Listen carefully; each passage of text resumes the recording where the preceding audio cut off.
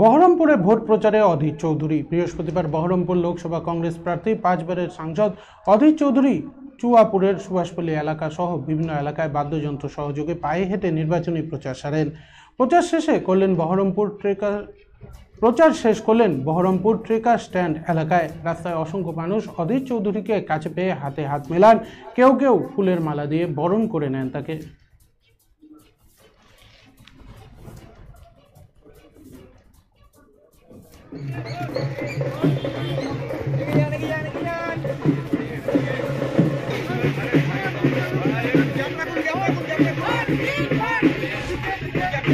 Madam.